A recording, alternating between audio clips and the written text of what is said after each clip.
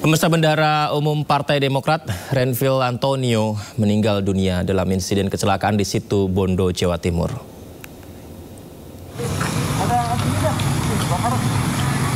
Kabar meninggalnya Renvil Antonio dibenarkan Kepala Badan Komunikasi Strategis DPP Partai Demokrat Herzaki Mahendra Putra. Jenazah masih berada di rumah sakit di kawasan Situ Bondo. Kepala BPOKK DPD Partai Demokrat Jawa Timur Mugianto menyebut yang bersangkutan meninggal dunia akibat kecelakaan saat mengendarai motor gede. Pemirsa, Renvil menjabat sebagai Bendahara Umum Partai Demokrat sejak tahun 2020. Ia juga pernah menjabat sebagai Wakil Ketua DPRD Jawa Timur.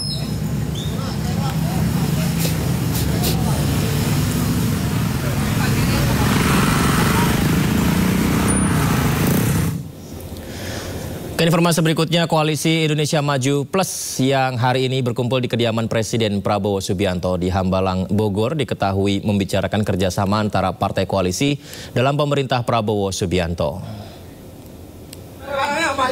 Ya, hal ini disampaikan Ketua Harian Partai Gerindra Sufmi Dasko saat keluarga dari kediaman Prabowo Subianto. Diketahui Gerindra baru saja memilih kembali Prabowo Subianto sebagai Ketua Umum, dan Sufmi mengaku ini adalah silaturahmi antar partai Kim Plus. Sementara itu, seluruh kepala daerah Koalisi Indonesia Maju Plus dari seluruh Indonesia diundang sebagai bagian dari konsolidasi.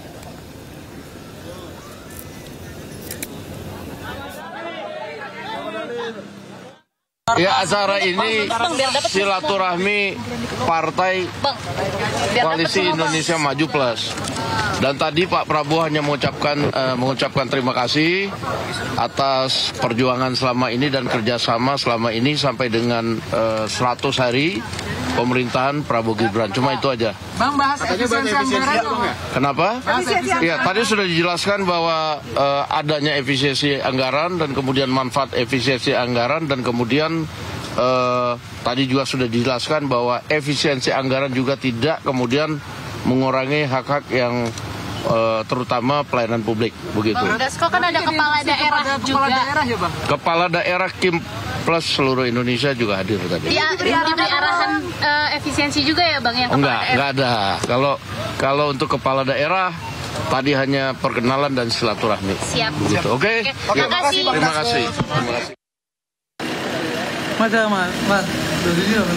Pertemuan para Ketua Umum Parpol Koalisi Indonesia Maju atau Kim Plus digelar Jumat siang sekitar pukul 13 waktu Indonesia Barat di kediaman pribadi Presiden Prabowo di Hambalang, Bogor, Jawa Barat. Pemirsa, ada pemandangan menarik dalam acara silaturahmi kebangsaan yang digelar di kediaman Presiden, di mana sejumlah tokoh yang hadir dari senior partai hingga sejumlah menteri berboncengan naik motor. Ya, ada yang berboncengan naik motor saat hendak memasuki kediaman Presiden Prabowo. Agenda tersebut sebagai bagian dari rangkaian perayaan hari ulang tahun Partai Gerindra. Selain itu, pembahasan terkait agenda pemerintahan juga disebut-sebut menjadi salah satu tema pertemuan.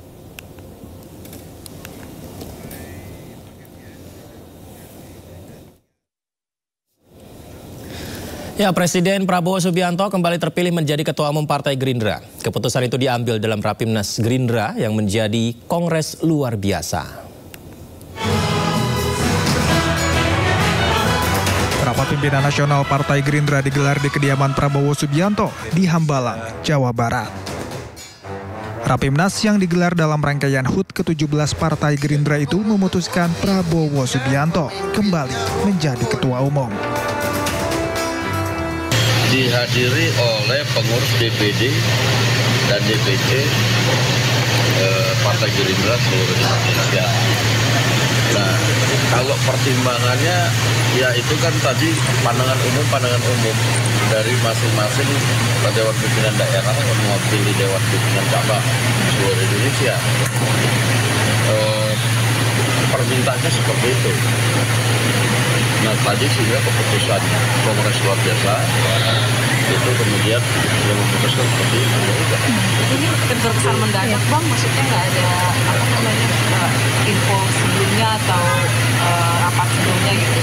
Ya, sebenarnya acaranya hari ini Rapimnas, tapi kemudian permintaan dari peserta karena juga memenuhi persyaratan untuk perubahan dari Rapimnas menjadi kongres luar biasa, sehingga tadi kemudian dibuatlah kongres luar biasa. Panas kok diusulkan lagi menjadi calon presiden yaitu Pak Prabowo. Banyak usulan-usulan tadi, tapi antara lain yang paling penting itu adalah meminta menjadi ketua umum untuk 5 tahun ke depan. Tadi itu sudah diketok. Ketua Harian DPP Partai Gerindra Sufmi Dasko Ahmad juga menyebut Bobi Nasution hingga Ahmad Lutfi sudah menjadi anggota Partai Gerindra. Keduanya pun sudah mendapatkan kartu tanda anggota Gerindra. Pemirsa, Menteri Keuangan Sri Mulyani memastikan tidak ada PHK bagi tenaga kerja non-ASN atau honorer di tengah kebijakan pemangkasan anggaran pemerintah. Dalam konferensi pers di DPR, Menteri Keuangan menyatakan langkah pemangkasan merupakan bagian dari efisiensi agar belanja anggaran menjadi lebih produktif. Menteri Keuangan pun memastikan bahwa efisiensi atau rekonstruksi anggaran kementerian, lembaga, dan instansi terkait tidak terdampak terhadap PHK tenaga honorer. Dalam konferensi persnya, Sri Mulyani juga memastikan bahwa beasiswa Kartu Indonesia Pintar untuk mahasiswa tidak kena pangkas akibat kebijakan efisiensi. Beasiswa Kartu Indonesia Pintar. Kami tegaskan, pertama terkait berita mengenai pemutusan hubungan kerja atau PHK honorer di lingkungan kementerian dan lembaga. Dengan ini disampaikan bahwa tidak ada PHK tenaga honorer di lingkungan kementerian dan lembaga. Kami memastikan bahwa langkah efisiensi atau dalam hal ini rekonstruksi dari anggaran-anggaran kementerian lembaga tidak terdampak terhadap tenaga honorer. Untuk itu akan dilakukan penelitian lebih lanjut langkah efisiensi kementerian lembaga tersebut agar tidak mempengaruhi belanja untuk tenaga honorer dan tetap menjalankan sesuai arahan Presiden, yaitu pelayanan publik yang baik. Mengenai berita munculnya terkait beasiswa Kartu Indonesia Pintar, kami tegaskan bahwa beasiswa Kartu Indonesia Pintar tidak dilakukan pemotongan atau pengurangan.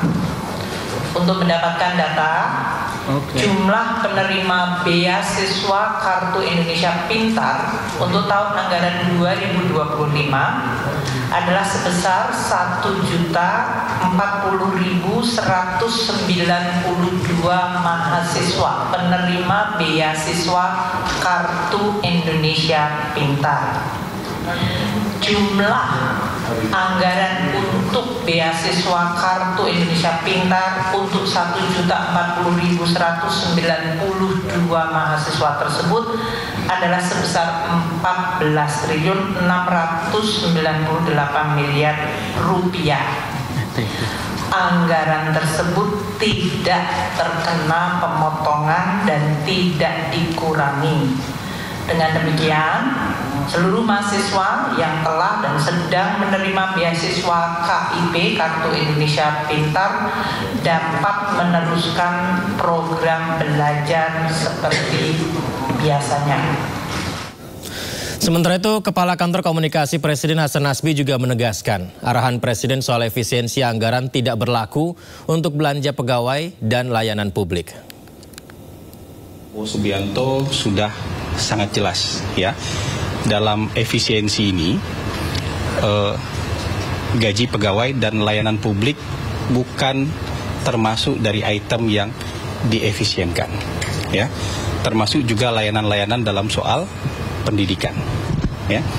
Presiden Prabowo sangat menaruh perhatian yang besar terhadap pendidikan, bahkan dari program hasil terbaik cepat dari Presiden Prabowo itu juga mengenai soal pendidikan, perbaikan ruang sekolah ya, ada lebih dari 10.000 sekolah yang diperbaiki ya tahun ini, dari 330.000 sekolah yang butuh diperbaiki, kemudian makan bergizi gratis buat anak-anak, terutama juga anak-anak sekolah, ada pendidikan yang terintegrasi, yang dengan kurikulum standar internasional. Jadi beliau menaruh perhatian yang sangat besar terhadap sektor pendidikan. Meski pemerintah memastikan pemotongan anggaran tidak berimbas pada penerima Kartu Indonesia Pintar dan beasiswa, namun pemirsa, uang kuliah perguruan tinggi masih menjadi tanda tanya. Bangsa Indonesia, dan bahwa bangsa Indonesia ini tidak ada pilihan.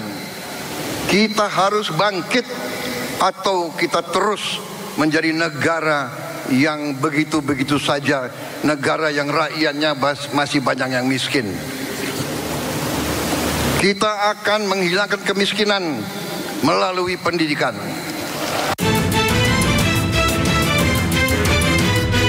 Efisiensi anggaran kementerian dan lembaga juga menyasar 2 kementerian yang menggawangi dunia pendidikan Indonesia. Namun pemerintah pastikan pemotongan anggaran tidak berimbas kepada penerima Kartu Indonesia Pintar. Mengenai berita munculnya terkait beasiswa Kartu Indonesia Pintar, kami tegaskan bahwa beasiswa Kartu Indonesia Pintar tidak dilakukan pemotongan atau pengurangan. Meski beasiswa pendidikan tidak terpengaruh, namun efisiensi anggaran membuat biaya kuliah berpotensi naik. Pernyataan ini disampaikan Menteri Pendidikan Tinggi, Sains dan Teknologi Satrio Sumantri Brojonegoro. Itu dikenakan efisiensi dirjen anggaran 50%. Kami usulkan kembali supaya posisinya kembali kepada pagu awal, yaitu 6,018 triliun. Karena kalau BPTN ini dipotong separuh, maka ada kemungkinan perguruan tinggi harus menaikkan uang kuliah. Saat ini tercatat sekitar 1 juta mahasiswa penerima beasiswa Kartu Indonesia Pintar atau KIP. Sementara jumlah anggaran mencapai 14 triliun 698 miliar. Tim Liputan iNews melaporkan.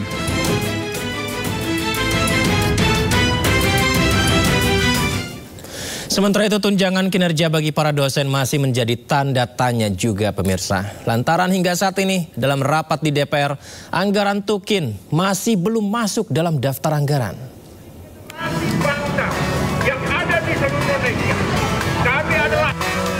Aksi unjuk rasa digelar oleh para dosen perguruan tinggi negeri Senin 3 Februari 2025. Mereka menuntut tunjangan kinerja atau Tukin tahun 2020-2024 yang tidak cair. Aksi ini juga diikuti oleh dosen dari berbagai daerah lain, diantaranya Sumbar, Jawa Timur, Kepulauan Riau, Lampung, dan lainnya. Para dosen ini berharap dengan melakukan aksi ini, pemerintah mendengarkan tuntutan terkait tunjangan dosen ASN bisa segera dipenuhi. Mereka pun berencana untuk mogok massal bila tuntutannya tidak dipenuhi. Demo hari ini, oke, gimana tanggapannya dulu, permisi, buka jalan dulu, silakan. Buka jalan dulu, permisi. Makasih Pak Menteri. Terima kasih. Sementara Mendikbudristek Satrio Sumantri Brojonegoro menolak berkomentar ketika diminta tanggapan terkait permintaan pembayaran Tukin.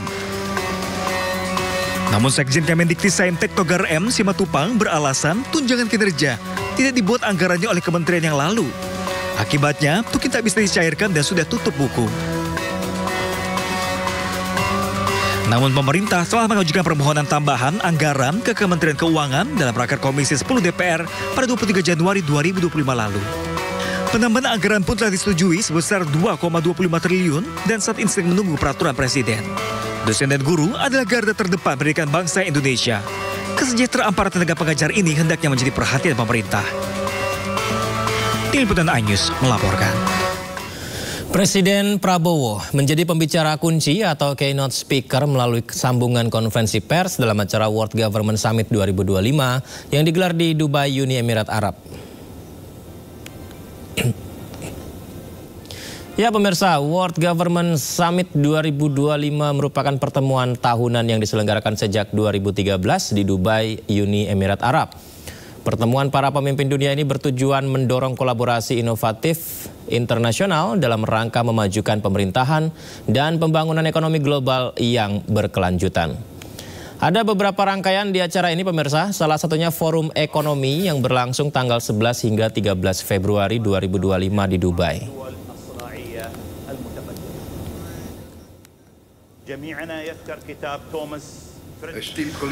Presiden Prabowo seperti yang kita saksikan ini pemirsa hadir sebagai pembicara kunci melalui sambungan konferensi video dalam World Government Summit 2025. Dalam forum tersebut Presiden Prabowo memaparkan pencapaian 100 hari kerja pemerintahannya di Indonesia yang berdasarkan talenta dan meritokrasi.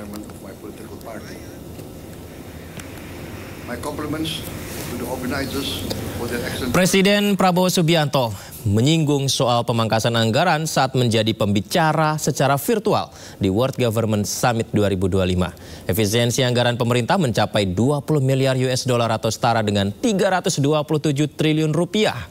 Selain itu pemirsa, Presiden juga menyampaikan bahwa akan meresmikan badan baru yang mengelola dana investasi dengan aset hampir 1 triliun dolar Amerika. Through careful management of state funds, we have saved more than 20 billion US dollars, equivalent to about 10% of our annual budget.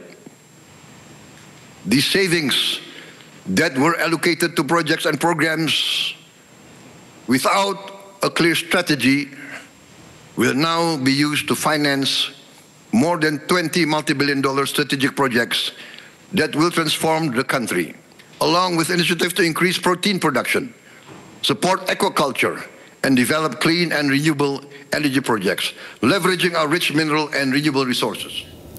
Presiden dalam pidatonya di World Global Summit menyampaikan bahwa akan meresmikan badan baru pemirsa yang akan mengelola dana investasi dengan aset hampir 1 triliun dolar Amerika. To launch Danantara Indonesia, our new sovereign wealth fund, which according to our initial evaluation exceeds 900 billion US dollars asset under management. This fund, which will be launched on the 24th of February this month, will invest our natural resources and state assets into sustainable high-impact projects across sectors such as renewable energy, advanced manufacturing, downstream industries, food production, etc. All these projects will contribute to achieving our committed target of 8% economic growth.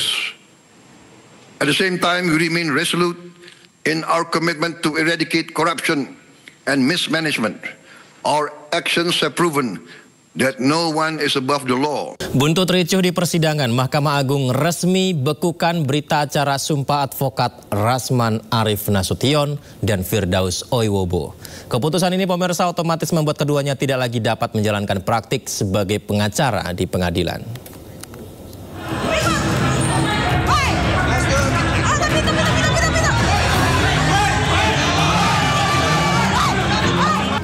Drama kericuan dalam persidangan kasus dugaan pencemaran nama baik antara Rasman Arif Nasution dan Hotman Paris terus berlanjut. Mahkamah Agung telah membekukan berita acara sumpah advokat Rasman Arif Nasution dan M. Firdaus Oiwobo. Pembekuan ini dilakukan berdasarkan penetapan Ketua Pengadilan Tinggi Ambon untuk Rasman Arif dan Ketua Pengadilan Tinggi Banten untuk Firdaus. Mahkamah Agung menyebut putusan ini diambil demi menjaga wibawa pengadilan.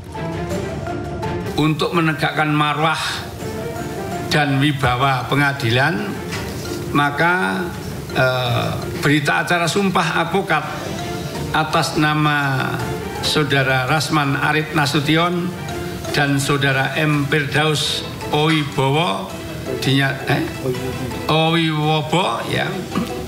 dinyatakan dibekukan oleh Ketua Pengadilan Tinggi yang melakukan penyumpahan. Rasman dinilai telah menjadi pemantik kegaduhan yang terjadi di PN Jakarta Utara.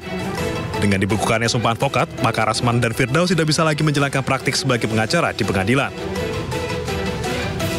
Mahkamah Agung menegaskan, keputusan pembukuan sumpah advokat ini merupakan langkah tegas dalam menjaga integritas dan ketertiban di lingkungan peradilan.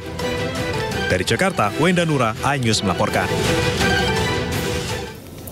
Pengadilan Negeri Jakarta Utara melaporkan pengacara Rasman Nasution bersama timnya ke Bareskrim Polri terkait kericuhan dan perseteruan di ruang persidangan. Menanggapi laporan ini, Rasman mengaku tidak khawatir dan sedang mempelajari kemungkinan akan melaporkan balik sejumlah hakim.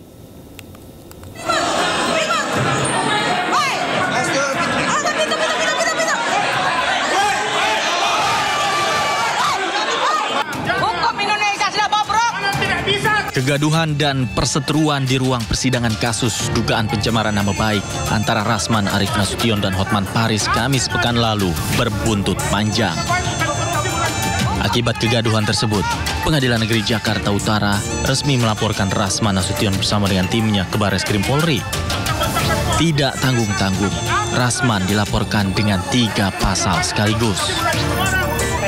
Ya betul, jelas kegaduhan yang terjadi dalam ruang sidang, baik yang selama diskoros maupun selama persidangan berjalan. Seperti itu. Pasalnya, Pak? Ada pasalnya nggak, Pak? Pasal yang saya laporkan ada 3, yaitu 335 KUHP, 207 KUHP, dan 217 KUHP. Ya, seperti itu, 217 KUHP. Ada 3 pasal. Menanggapi laporan tersebut, Rasman mengaku pihaknya tidak khawatir. Kendati demikian, Rasman mempertanyakan sejumlah pasal yang menjeratnya dalam laporan tersebut. Kenapa menjadi aneh? Karena yang melapor itu adalah Ketua Pengadilan Negeri Jakarta Utara didampingi Ketua Pengadilan Tinggi DKI Jakarta atas perintah Mahkamah Agung Republik Indonesia. Nah, pertanyaannya, siapa korban dari pasal 335 dimaksud? Di mana ancaman kekerasan di situ? Di mana dasar peletakan pasal 335 dimaksud? Begitu juga dengan 207. Begitu juga dengan 217. Kalaupun ingin dilaporkan, idealnya pelapornya adalah Ketua Majelis Hakim, Ibu Sofia Tambunan, karena dia yang langsung memimpin sidang dan terjadi kegaduhan akibat tindakan Ketua Majelis yang sangat otoriter dari awal persidangan 3 kali sebelumnya sampai sidang berikutnya. Rasman juga mengatakan sedang mempelajari kemungkinan akan melaporkan balik sejumlah hakim yang menyidangkan perkaranya di Pengadilan Jakarta Utara. Dari Jakarta, Jessica Winoto, Rizky Yulianto, iNews melaporkan. Beralih ke informasi lain, pemirsa, Wakil Menteri Dalam Negeri Bima Arya mengecek Gedung Agung Yogyakarta. Lokasi ini rencananya akan menjadi titik kumpul ratusan kepala daerah sebelum menjalani pembekalan atau retreat di Akmil Magelang, Jawa Tengah.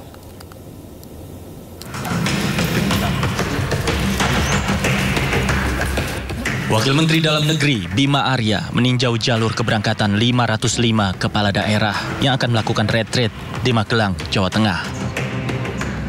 Salah satu opsi jalur pemberangkatan kepala daerah yaitu transit di Istana Kepresidenan Gedung Agung Yogyakarta.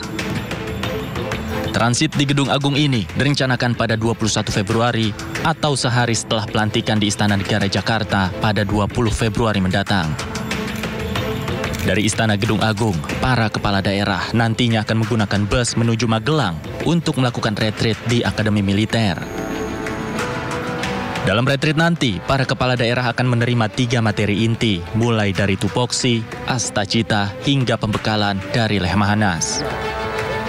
Ini sedang meninjau ya, survei opsi-opsi dari lokasi. Ini adalah salah satu opsi di mana para kepala daerah itu mungkin akan berkumpul dulu di sini sebelum sama-sama berangkat ke Magelang, begitu. Jadi ada beberapa opsi. Ya, opsinya adalah berkumpul di Jogja. Nah, di Jogja salah satunya adalah titik ini. Tadi Kepala Istana sampaikan sangat berkenan karena memang sudah sangat memungkinkan juga ya, dan bisa diadakan dengan sangat sederhana, sangat simpel. Ini hanya titik temu saja, meeting point. Retreat bagi kepala daerah di Magelang, Jawa Tengah adalah kali pertama dilakukan. Retreat kepala daerah sama halnya dengan retreat Menteri dan Wakil Menteri Kabinet Merah Putih yang telah digelar tahun lalu. Dari Yogyakarta, Kunanto Farhan, iNews melaporkan. Ya, pemirsa, retreat kepala daerah di tengah suasana efisiensi pemerintah. Untuk membahas lebih dekat isu ini kita telah terhubung dengan juru bicara kantor kepresidenan Hariko Satriawibawa dan juga guru besar Institut Pemerintahan Dalam Negeri sekaligus pakar otonomi daerah Profesor Jo Hermansyah Johan. Saya sapa narasumber istimewa saya. Selamat malam semuanya. Assalamualaikum. Apa kabar? Baik, ya, waalaikumsalam. Baik. Terima kasih banyak sudah bergabung di Sindo Prime. Bang Hariko, instruksi Presiden ini kan kalau saya baca-baca ya Bang, saya pelajari ini mengenai perjalanan dinas yang tidak perlu itu kalau bisa tidak ada lagi lah perjalanan dinas yang tidak perlu. Tapi kalau retreat ini kan juga ada kunjungan ataupun menuju ke daerah lain dari daerah lain gitu. Kalau ini mah perlu ya Bang Hariko?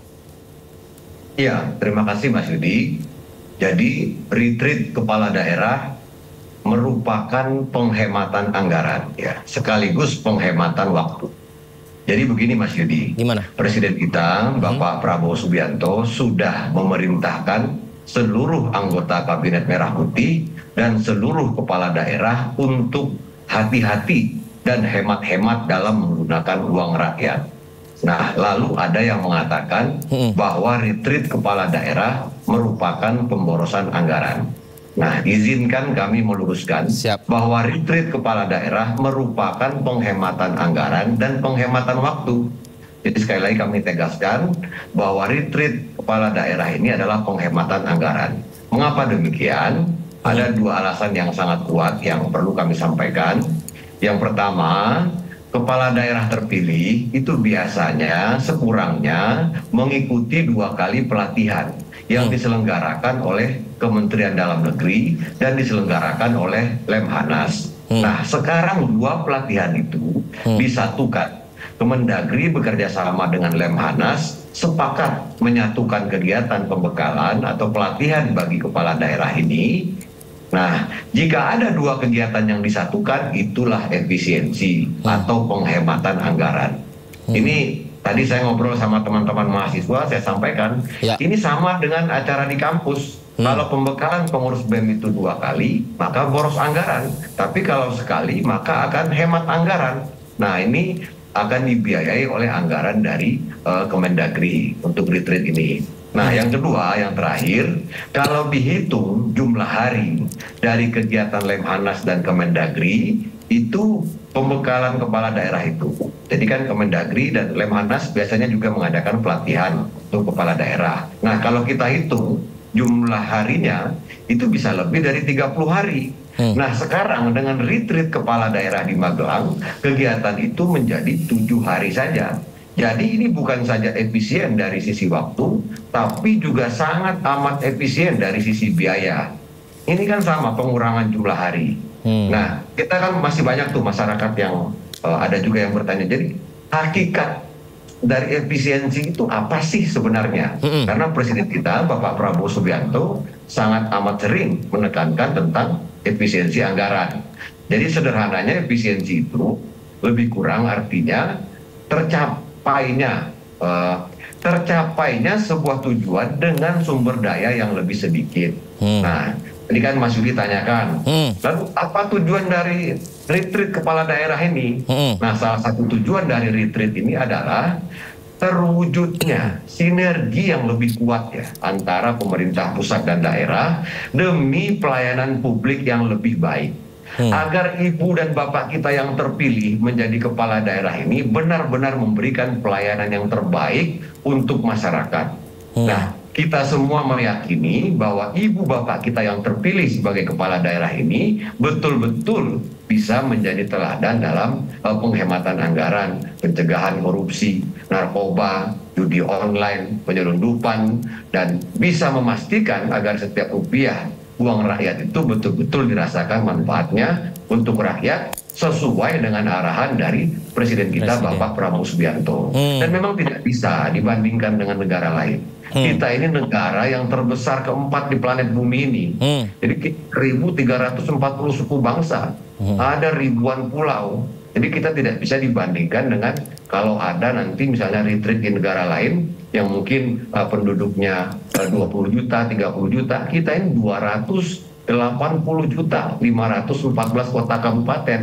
Tentu akan ada transport dan lain sebagainya. Tapi ini sudah sangat diefisienkan dan sesuai dengan arahan dari Presiden. Berarti Bang Heriko justru retreat ini penghematan anggaran dan waktu ya Bang Heriko. Soalnya justru retreat ini penghematan anggaran. Soalnya ini ada yang beranggapan nangkepnya tuh retreat ini kan ada perjalanan dinasnya juga. Kenapa nggak sih anggaran retreatnya dipakai buat yang lain gitu kalau untuk efisiensi? Iya. Jadi kita memahami setelah kepala daerah ini terpilih, itu dibutuhkan komunikasi, koordinasi, baik antar sesama kepala daerah maupun dengan pemerintah pusat. Justru kalau retreat ini tidak ada, bisa jadi ongkos sosialnya nanti akan lebih besar. Sehingga koordinasi akan susah, ada ego kedaerahan dan lain sebagainya.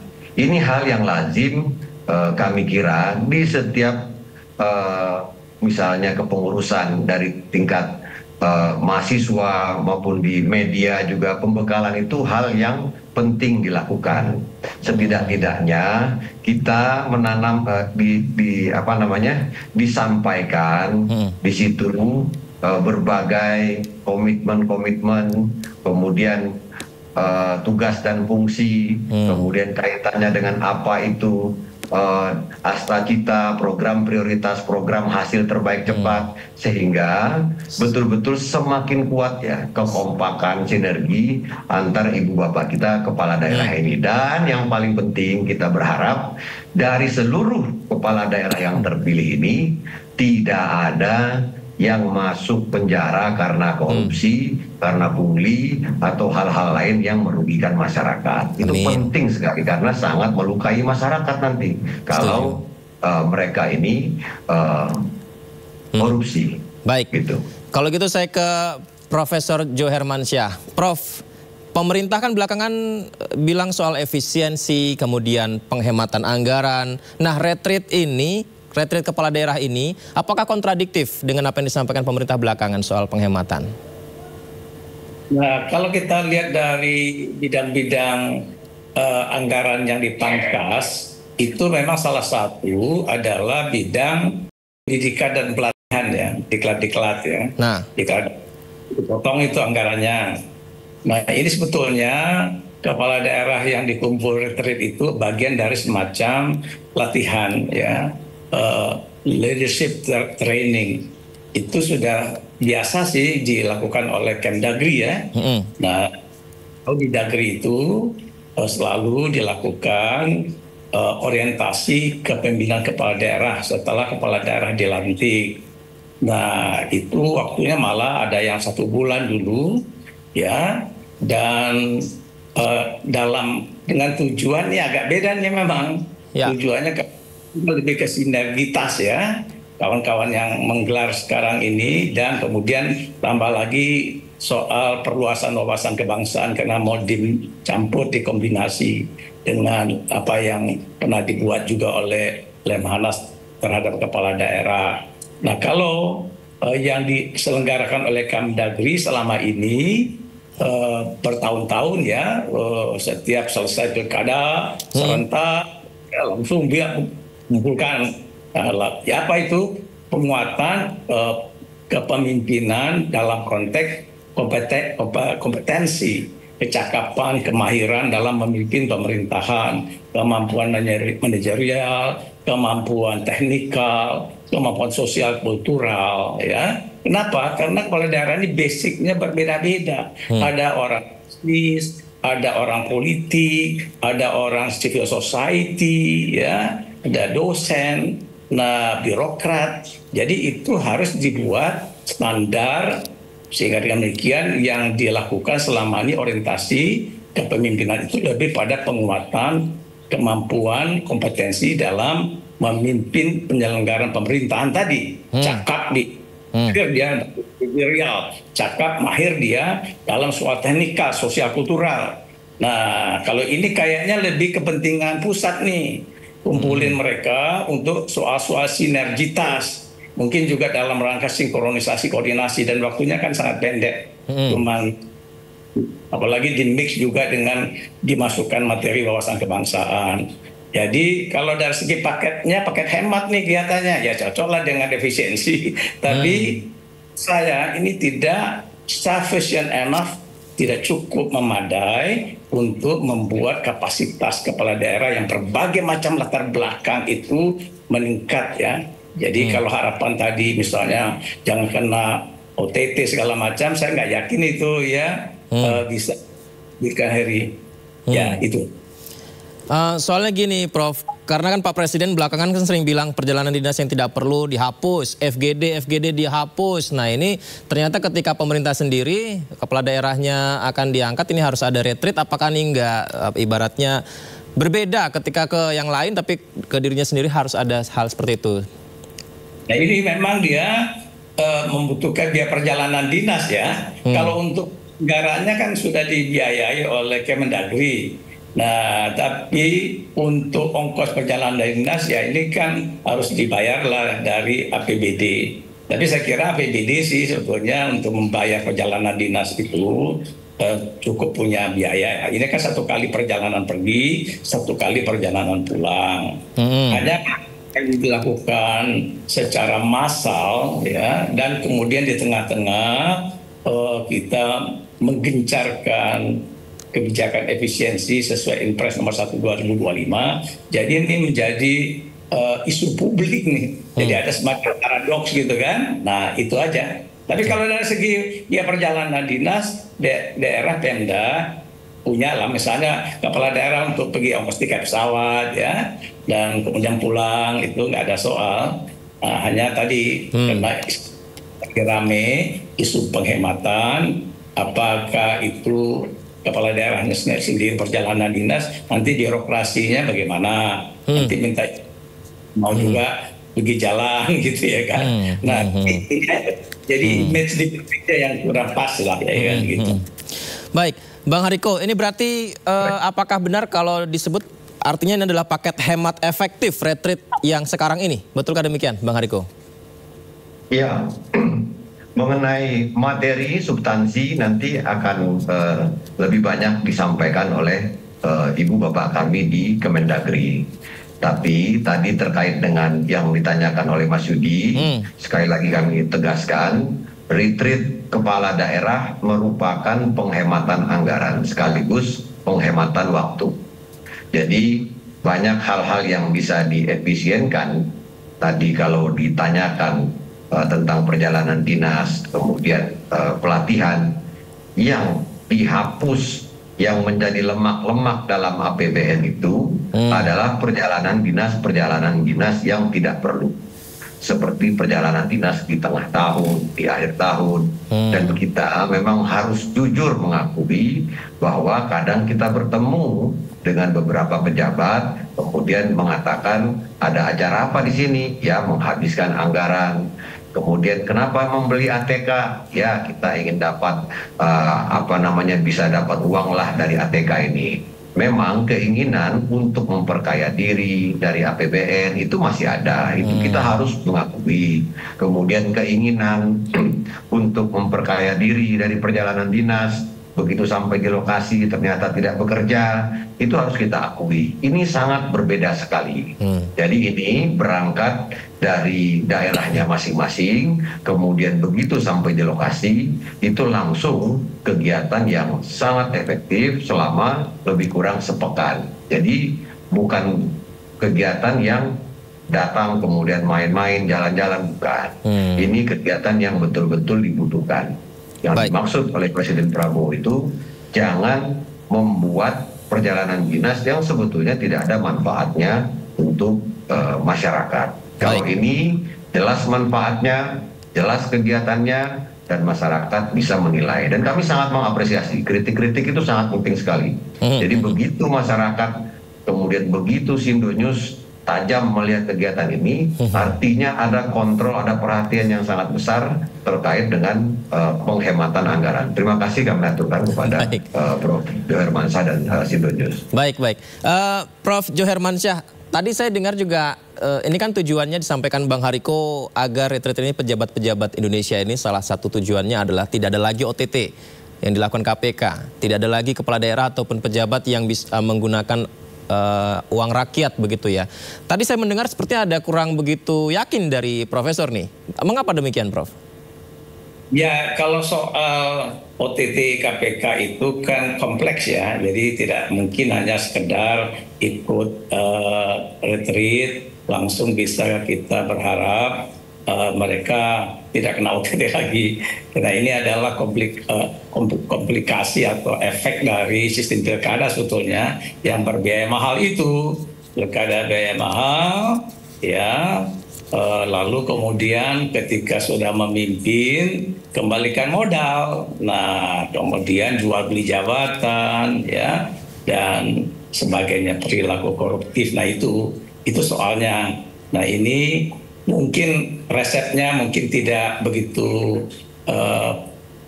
memadai kalau kita sekedar memberi materi di 1 minggu training. Ini harus ada perbaikan sistem yang menyeluruh, terus pembinaan oleh pihak KPK sendiri yang intensif pada para kepala daerah yang baru yang baru akan memimpin pemerintahan. Jadi ada model-model pembinaan KPK. Ini penting dilakukan. Baik Bang Hariko, kami aminkan loh Bang Hariko ketika tadi tujuannya agar kepala daerah nggak ada lagi yang menggunakan dana rakyat dengan semena-mena gitu, tidak ada lagi OTT. Nah ini supaya memastikan retreat ini bisa bermanfaat ke arah sampai sejauh itu, gimana caranya memastikannya Bang Hariko? Iya. Terima kasih Mas Yudi. Terkait kegiatan dan substansi nanti tentunya ada yang ahlinya dari Kemendagri dan Lemhanas. Kami dari Kantor Komunikasi Kepresidenan hanya menyampaikan prinsip-prinsip dasarnya bahwasanya retreat kepala daerah ini merupakan penghematan anggaran, bukan pemborosan anggaran. Nah kaitannya dengan korupsi itu tadi, kita pikir ini sudah sama-sama satu frekuensi ya. Dan sejak 16 tahun lalu, 18 tahun yang lalu, Presiden kita Bapak Prabowo Subianto sudah menyampaikan komitmennya bahwa kalau dia terpilih menjadi presiden, kebocoran, pemborosan, korupsi itu salah satu prioritas beliau. Dan kita sudah melihat begitu Pak Prabowo disumpah menjadi presiden, pada pidato yang pertama itu langsung yang disampaikan adalah jangan ada pemborosan. Dan selama 2 bulan di akhir tahun 2024 itu semuanya disiplin. Kabinet Merah Putih disiplin. Tidak ada lagi rapat-rapat yang tidak penting, sudah berkurang, perjalanan dinas berkurang. Jadi selama 60 hari Presiden Prabowo menjabat itu sudah 3,6 triliun yang terselamatkan. Nah selama lebih kurang 100 hari kita sudah bisa melakukan penyelamatan uang sebesar 6,5 triliun juga dari pencegahan korupsi. Jadi Presiden mengatakan tidak ada yang kebal aturan, intinya jangan ada pejabat yang merasa bisa kebal dari hukum. Nah, kita tidak perlu menyebut banyak nama-nama. Saya pikir kita semua mengetahui dalam beberapa minggu ini sangat-sangat serius, dan bahkan Presiden menyampaikan tidak ada masalah dengan adanya perlawanan dari siapapun. Yang jelas Presiden tidak ingin melukai masyarakat, tidak ingin menyakiti masyarakat, tidak ingin membebani masyarakat. Kita akan melakukan Presiden akan melakukan segala upaya untuk mencegah korupsi. Baik, Bang Hariko dan Prof. Jo Hermansyah, terima kasih banyak sudah bergabung di Sindo Prime. Semoga saja nanti kita bisa berbincang kembali. Selamat malam, Assalamualaikum. Terima kasih Mas Yudi, Prof. Jo Hermansyah, terima kasih. Pembongkaran pagar laut di perairan Kabupaten Tangerang, Banten telah selesai pemirsa. Dan selanjutnya Bareskrim Polri ini akan segera melakukan gelar perkara kasus pemalsuan dokumen sertifikat di wilayah pagar laut. Polemik pagar laut Tangerang memasuki babak baru. Badan Reserse Kriminal atau Bareskrim Polri akan segera melakukan gelar perkara kasus pemalsuan dokumen sertifikat di wilayah pagar laut pada pekan depan. Gelar perkara dilakukan untuk menentukan tersangka pemalsuan dokumen sertifikat hak guna bangunan dan sertifikat hak milik di wilayah pagar laut. Hingga saat ini, penyidik Bareskrim Polri telah memeriksa 44 saksi terkait kasus pemalsuan surat pagar laut di Tangerang, Banten. Salah satu saksi yang diperiksa adalah Kepala Desa Kehot, Arsin bin Asip. Tim Bareskrim Polri juga menggeledah rumah Arsin di Kecamatan Paku Haji, Kabupaten Tangerang, Banten. Sebagai saksi, sesuai haknya, kita akan tetap mengedepankan praduga tak bersalah. Kita sudah memeriksa Kepala Desa Selanjutnya, nanti kalau alat bukti ataupun pemeriksaan sudah selesai, kami akan segera menggelarkan apakah ini patut ditingkatkan sebagai tersangka atau keterlibatan lainnya untuk dikembangkan dalam proses penyidikan lebih lanjut. Sementara itu, Kamis 13 Februari 2025, TNI Angkatan Laut bersama nelayan telah menyelesaikan pembongkaran pagar laut di perairan Kabupaten Tangerang. Total 30,16 km pagar laut berhasil dibongkar seluruhnya dalam waktu 11 hari. Lebih dari target yaitu 10 hari. Hal ini tak lepas dari kendala cuaca buruk seperti hujan lebat, ombak tinggi, dan kedangkalan laut. Merupakan hari terakhir atau pengakhiran dari pembongkaran pagar laut yang ada di Kabupaten Tangerang, yang khususnya di tiga kecamatan tadi ya. Nah, ini sudah mulai dari tanggal 22 Januari sampai dengan hari ini tanggal 13. Kalau dihitung dengan hari kerja, ada 11 hari kerja karena Sabtu Minggu libur. Kita melaksanakan pembongkaran. Selama proses pembongkaran, ada 7 prajurit yang terluka. TNI Angkatan Laut akan memperketat pengawasan di wilayah bekas pagar laut agar kejadian serupa tidak terulang. Tim Liputan, iNews melaporkan. Kepala Desa Kohot Arsin mengakui kehebohan yang terjadi dalam kasus pagar laut semata karena kurangnya pengetahuan dan kehati-hatiannya. Arsin menegaskan ia juga merupakan korban dari kasus pagar laut di Tangerang yang menyita perhatian publik. Sementara kuasa hukum Arsin menyebut kliennya siap menjalani proses hukum yang sedang berlangsung. Yunihar memastikan kliennya tidak terlibat dalam kasus pagar laut. Oleh karenanya pada kesempatan ini, dengan kerendahan hati, saya ingin menyampaikan permohonan maaf saya yang terdalam khusus kepada warga Desa Kohot dan serta seluruh warga negara Indonesia yang ikut serta mengamati menginvestasi dari kegaduhan yang ada. Dalam kesempatan ini ingin saya sampaikan bahwa saya juga adalah korban dari perbuatan yang dilakukan oleh pihak lain. Tentunya ini terjadi akibat dari kekurangan pengetahuan dan tidak hati-hatian yang saya dapat lakukan pelayanan publik di Desa Kohot. Evaluasi akan dilakukan agar hal-hal buruk dalam pelayanan masyarakat Desa Kohot di kemudian hari tidak terulang lagi. Kami luruskan bahwa video yang beredar di media sosial terkait viralnya pagar laut, klien kami pastikan tidak terlibat. Video tersebut kejadiannya pada hari Jumat 6 Mei 2022, jauh sebelum viralnya pemberitaan pemagaran. Saat itu klien kami sedang melakukan sidak terhadap warga desa yang melakukan pemasangan tanggul berupa bambu yang dipagar untuk mengamankan lahan miliknya agar terhindar dari abrasi. Bahwa tidak benar klien kami kabur ke luar negeri ataupun menghilang. Faktanya klien kami selalu berada dan tinggal di Desa Kohot sebagaimana tempat tinggalnya saat ini. Adapun jarang terlihat baik di rumah maupun di kantor desa karena klien kami ingin menjaga kondusivitas masyarakat di Desa Kohot yang saat ini ada 2 paksi. Paksi pendukung dan paksi yang menolak. Bahwa tidak benar klien kami sebagai aktor pemagaran laut ataupun penerbitan SHM maupun SHGB yang saat ini viral.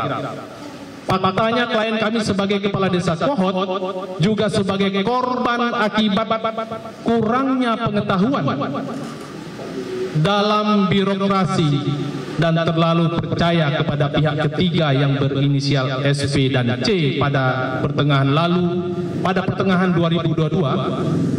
Pihak tersebut datang ke Desa Kohot menawarkan bantuan untuk mengurus peningkatan alas hak tanah berupa tanah garap milik sejumlah warga menjadi sertifikat. Bahwa klien kami tidak mengetahui secara detail dan tidak terlibat terhadap penerbitan SHM maupun SHGB. Klien kami menduga itu semua dilakukan dan diurus oleh pihak ketiga tadi yang dimaksud. Terhadap banyaknya pemberitaan yang beredar melalui media massa atau media sosial, kiranya dalam pemberitaan tersebut, klien kami mengharapkan untuk mengedepankan asas praduga tidak bersalah. Sampai kemudian putusan pengadilan dan juga mengedepankan etika jurnalistik sehingga pemberitaan berimbang dan tidak hoak. Ya, sebelumnya pemirsa, warga Desa Kohot yang tergabung dalam Aliansi Masyarakat Anti Kezaliman menggelar deklarasi tangkap Kepala Desa Kohot di Kampung Alarjiban, Kecamatan Paku Haji, Tangerang, Banten. Warga mengaku siap membantu pihak kepolisian untuk mengetahui keberadaan Kepala Desa Kohot tersebut.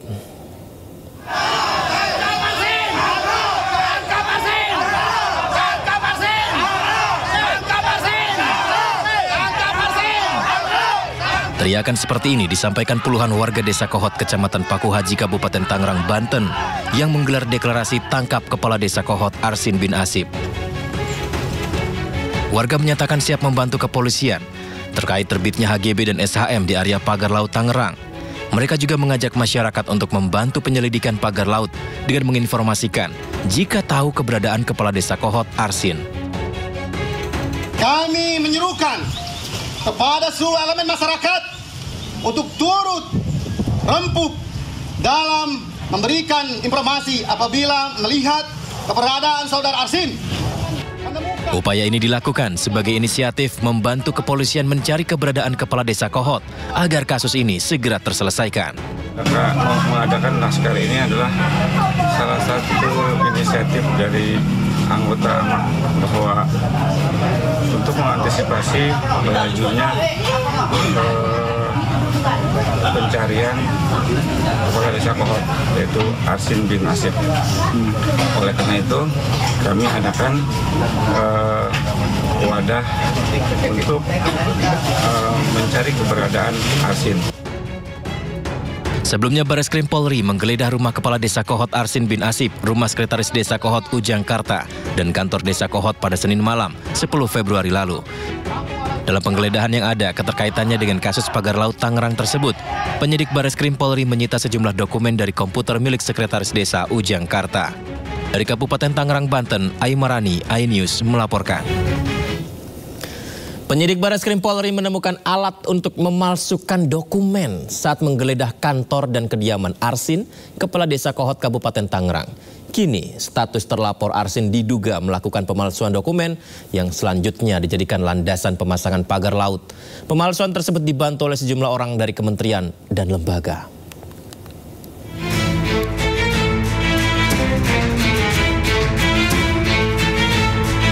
Bareskrim Polri telah memeriksa 44 saksi terkait kasus dugaan tindak pidana pemalsuan pengajuan sertifikat hak guna bangunan dan sertifikat hak milik di perairan Tangerang, Banten. Salah satu yang telah diperiksa penyidik adalah Kepala Desa Kohot Arsin yang diperiksa sebagai saksi. Direktur Tindak Pidana Umum Bareskrim Polri Brigjen Pol Johandani Raharjo Puro mengatakan dari pemeriksaan tersebut diketahui pemalsuan sudah terjadi sejak tahun 2021. Penyidik mendapati modusnya menggunakan surat palsu saat pengajuan permohonan pengukuran dan permohonan pengakuan hak ke kantor pertanahan Kabupaten Tangerang. Penyidik juga mendapatkan modus operandi di mana terlapor dan kawan-kawan itu menggunakan surat palsu dalam melakukan permohonan pengukuran dan permohonan pengakuan hak ke kantor pertanahan Kabupaten Tangerang. Kita awali dari awal, dari ujung. Ujungnya akan kita ketahui bahwa terbitnya itu berawal dari surat dari Kepala Desa. Ya. Penyidik menemukan alat untuk memasukkan dokumen saat melakukan penggeledahan di kantor dan kediaman Arsin. Penyidik telah menyita printer, sisa kertas, surat-surat, monitor, keyboard, stempel Sekretariat Desa Kohod, dan sejumlah lembar fotokopian alat bangunan baru. Berdasarkan hasil uji laboratorium forensik, kertas yang disita identik dengan girik modal pemasangan pagar laut. Dalam kasus ini, Arsin sebagai terlapor diduga melakukan pemalsuan dokumen yang selanjutnya dijadikan landasan pemasangan pagar laut. Pemalsuan tersebut dibantu sejumlah orang dari kementerian dan lembaga. Atas pemalsuan tersebut terbit SHGB dan SHM di perairan Tangerang. Berdasarkan keterangan sejumlah warga yang digunakan namanya dalam girik, mereka menyatakan tidak mengetahui pembuatan dokumen yang dilakukan Kepala Desa Kohod Arsin.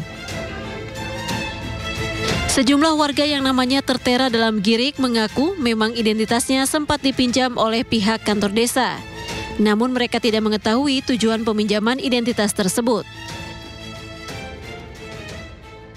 Pada permasalahan awal, yaitu tentang 263, tentang pemalsuan. Dari pemalsuan ini, dari hasil penyelidikan maupun sejak penyelidikan, Lurah sudah mengetahui dan dia menjelaskan, dan makanya kita bisa menyimpulkan bahwa perkara ini naik sidik. Dari hasil pemeriksaan yang sudah kita laksanakan terhadap beberapa warga, memang benar dipakai, dicatut namanya dengan meminta KTP, fotokopi KTP yang akhirnya dimunculkan dalam surat-surat ini. Sementara warga itu tidak mengetahui dan menyatakan tidak memiliki, menguasai tanah tersebut. Penelusuran juga dilakukan atas aliran dana hasil dari pemalsuan dokumen tersebut. Penyidik pun sudah menyita sejumlah rekening untuk didalami. Tim penyidik juga bekerja sama dengan instansi terkait seperti perbankan dan PPATK untuk menelusuri aliran uang hasil pemalsuan dokumen. Namun polisi menegaskan Kepala Desa Kohod Arsin masih berstatus sebagai saksi meskipun rumahnya digeledah penyidik. Bahkan Arsin juga tidak dilakukan pencegahan ke luar negeri dalam kasus pagar laut tersebut.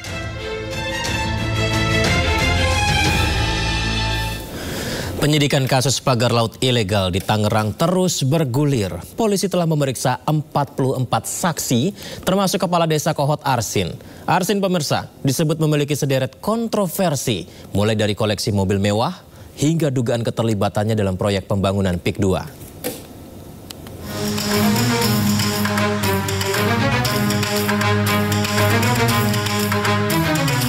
Sedan mewah berwarna putih yang terparkir di garasi rumah Kades Kohod ini menjadi sorotan di tengah kisru sengkarut pagar laut di Tangerang, Banten yang masih menjadi polemik.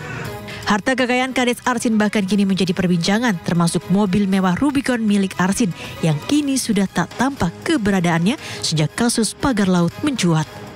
Usai sempat berdebat dengan Menteri ATR BPN Nusron, Arsin bahkan disebut memiliki sederet kontroversi, termasuk dugaan keterlibatannya dalam proyek pembangunan PIK 2. Tak hanya itu, Arsin yang diketahui sebelumnya hanya berprofesi sebagai kuli bangunan mendadak kaya sejak menjabat menjadi kepala desa pada 2021 silam. Selain memeriksa istri dan saudara kandung Arsin, Arsin menjadi salah satu dari 44 saksi yang juga turut diperiksa penyidik Bareskrim Polri. Arsin diperiksa terkait dugaan pemalsuan sertifikat hak guna bangunan dan sertifikat hak milik pagar laut ilegal di Tangerang. Sudah melakukan pemeriksaan terhadap 44 saksi. Tentu ini dari ada masyarakat, ada perangkat desa, ada kepala desa, kemudian ada juga dari pemerintah daerah setempat, termasuk dari kementerian. Pasca penggeledahan di rumahnya terkait kasus pagar laut, warga Kohod kini membentuk gerakan tangkap Kades Arsin yang diduga kini menghilang. Tim Liputan iNews melaporkan. Kita beralih ke informasi lain, pemirsa. Berkas perkara kasus korupsi impor gula di Kementerian Perdagangan beserta tersangkanya, yakni ex-Menteri Perdagangan Thomas Trikasi Lembong alias Tom Lembong, Jumat siang dilimpahkan ke Kejaksaan Negeri Jakarta Pusat. Tom Lembong mengaku siap menjalani persidangan dan yakin kebenaran akan terungkap. Rip, stand by. Dengan pengawalan ketat, mantan Menteri Perdagangan Thomas Lembong Jumat siang tiba di kantor Kejaksaan Negeri Jakarta Pusat. Tom Lembong beserta berkas perkara kasus dugaan korupsi importasi gula di Kementerian Perdagangan tahun 2015-2016 dilimpahkan ke Kejaksaan Negeri Jakarta Pusat setelah berkas perkaranya dinyatakan selesai dan siap disidangkan. Saat penyerahan, sempat terjadi ketegangan antara Thomas Lembong dengan penyidik kejaksaan yang melarang Tom Lembong bicara kepada wartawan. Saya punya hak untuk berbicara ya? Iya Pak, silakan Pak. Iya Pak, punya hak untuk berbicara ya? Iya Pak. Saya punya hak ya untuk berbicara? Betul. Tentunya kami mengharapkan profesionalisme ya kan dari kejaksaan. Saya bukannya punya hak untuk bicara ya? Boleh. Jadi wartawan sini boleh Pak? Sebentar aja ya. Ya, gimana Pak Lembong? Ya gimana Pak? Ya, kita terus kooperatif dan berupaya untuk kondusif. Tapi bagi saya ini prosesnya agak lama ya. Dan makin lama nih Pak, makin lama. Jadi kalau diinterupsi terus Pak. Maaf. Jadi rasanya prosesnya agak lama ya. Sprindik terbitnya Oktober 2023. Katanya penyidikan sudah berjalan 12 bulan. Kalau udah itu tidak masuk dalam pokok perkara Pak. Jadi ini kan tidak pokok perkara Pak. Iya. Ini proses, ya kan. Jadi ini saya sudah ditahan 3 bulan. Jadi buat saya sih agak lama ya prosesnya. Ya. Terima kasih. Kami siap disidangkan Pak. Pak Tom harapannya atau gimana Pak Tom? Mungkin harapannya ketika di pengadilan nanti Pak Tom. Tentunya tetap saja kebenaran terungkap. Ini ya, supaya kebenaran terungkap dan tolong kasih jalan. Kasih jalan. Maaf, kasih jalan. Ayo kita kejar waktu. Tom Lembong akan ditahan selama 20 hari ke depan di Rutan Salemba sebelum menjalani persidangan di Pengadilan Tindak Pidana Korupsi Jakarta Pusat. Adapun tersangka yang kami terima dan ada 2 orang. Yang pertama atas nama PPL, yang kedua atas nama CS, Thomas Trekasti Lembong dan Charles Sitorus. Terhadap kedua tersangka tersebut pada tahap 2 atau beralih tanggung jawabnya dari penyidik kepada penuntut umum, oleh penuntut umum dilakukan penahanan. Selain Tom Lembong, Kejaksaan Agung juga melimpahkan berkas perkara mantan Direktur Pengembangan Bisnis PT Perusahaan Perdagangan Indonesia, Charles Sitorus. Dari Jakarta, Rani Sanjaya, iNews melaporkan. Hakim Tunggal Pengadilan Negeri Jakarta Selatan, Juyamto, menolak pra-peradilan Sekjen PDI Perjuangan Hasto Kristianto. Dengan putusan tersebut, status tersangka Hasto yang ditetapkan KPK adalah sah. Pertimbangkan dan diberi penilaian hukum lagi, sehingga dengan demikian hakim berpendapat bahwa permohonan pra-peradilan dari pemohon adalah dinyatakan tidak dapat diterima. Hakim Tunggal Pengadilan Negeri Jakarta Selatan Juyamto menyatakan tidak dapat menerima pra-peradilan dari Sekjen PDIP Hasto Kristianto. Dengan putusan tersebut, status tersangka Hasto yang ditetapkan KPK adalah sah. Dalam pertimbangannya, Juyamto mengabulkan eksepsi yang diajukan oleh pihak KPK. Pasalnya, KPK keberatan dengan dalil gugatan Hasto yang mengajukan keberatan atas 2 surat perintah penyidikan. Menurut Hakim, seharusnya permohonan pihak Hasto diajukan dalam 2 bentuk gugatan pra-peradilan. Sementara kuasa hukum Hasto Todung Mulya Lubis mengatakan ditolaknya pra-peradilan Hasto bukanlah akhir. Dirinya akan menyampaikan ke publik terkait upaya hukum yang akan ditempuh selanjutnya. Tapi apa dikata, kita mendapat putusan yang dangkal. Ini bukan pendidikan hukum, ini pembodohan hukum. Apa yang akan kita lakukan? Tapi this is not the end. This is not the end. Perjuangan untuk menegakkan hukum dan keadilan adalah kewajiban yang ada pada pundak kita semua. Diketahui Hasto menggugat KPK lantaran ditetapkan sebagai tersangka atas dugaan suap dan perintangan penyidikan dalam perkara ex-calon anggota legislatif PDIP Harun Masiku. Dari Jakarta, Ismalia Dede Rudi, iNews melaporkan. kabur atau tidak jelas, menyatakan permohonan pra-peradilan pemohon tidak dapat diterima, membebankan biaya perkara kepada pemohon sejumlah nihil. Demikian diputuskan pada hari Kamis tanggal 13 Februari 2025 oleh Suyaminto, Hakim Pengadilan Negeri Selatan kelas 1 khusus, dan diucapkan dalam sidang terbuka untuk umum pada hari dan tanggal itu juga oleh hakim tersebut, dibantu Ijat Mufaida panitera pengganti pada pengadilan di Jakarta Selatan tersebut, dihadiri kuasa pemohon dan kuasa termohon. Kemudian putusan sudah diambil, maka persidangan dalam perkara pra-peradilan nomor 5 atas nama pemohon Hasto Kristianto dinyatakan selesai dan ditutup. Sementara KPK mengapresiasi keputusan Pengadilan Negeri Jakarta Selatan yang menolak permohonan pra-peradilan Hasto Kristianto. KPK menegaskan proses penyidikan kasus suap Hasto akan terus berjalan dan tersangka akan kembali dipanggil. Untuk rencana pemanggilan, bila penyidik sudah menganggap seluruh saksi dan seluruh alat bukti dalam rangka pemenuhan unsur perkara tersebut telah terpenuhi, maka Saudara HK tentunya akan dipanggil sebagai tersangka nanti. Pemirsa, vonis banding Pengadilan Tinggi Jakarta memperberat hukuman untuk terdakwa korupsi kasus timah Harvey Muiz dan Helena Lim yang merugikan negara hingga 300 triliun rupiah. Majelis Hakim memutuskan hukuman Harvey diperberat dari 6,5 tahun menjadi 20 tahun penjara. Sementara Helena Lim dari 5 tahun penjara menjadi 10 tahun penjara. Terdakwa Harvey Muiz telah terbukti secara sah dan meyakinkan bersalah melakukan tindak pidana korupsi yang dilakukan secara bersama-sama dan melakukan tindak pidana pencucian uang. Terdakwa Harvey Muiz dinyatakan sah bersalah atas tindak pidana korupsi dan pencucian uang. Harvey disebut menjadi salah satu aktor penting dalam tindak pidana korupsi PT Timah Tbk. Serta adanya upaya memperkaya diri sendiri sebesar 420 miliar rupiah. Berdasarkan pertimbangan Majelis Hakim, hukuman terdakwa Harvey Muiz diperberat dari 6,5 tahun menjadi 20 tahun penjara di tingkat banding. Selain dikenakan denda sebesar 1 miliar rupiah, subsidi 8 bulan kurungan, Majelis Hakim juga menambah hukuman uang pengganti untuk Harvey dari semula 210 miliar rupiah menjadi 420 miliar rupiah.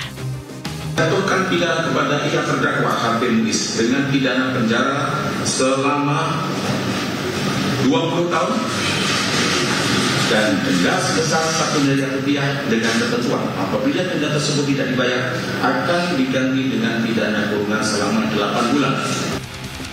Selain terdakwa Harvey Muiz, Majelis Hakim juga memperberat masa hukuman penjara terdakwa Helena Lim dari semula 5 tahun penjara menjadi 10 tahun penjara dengan denda 1 miliar rupiah subsidi 6 bulan kurungan.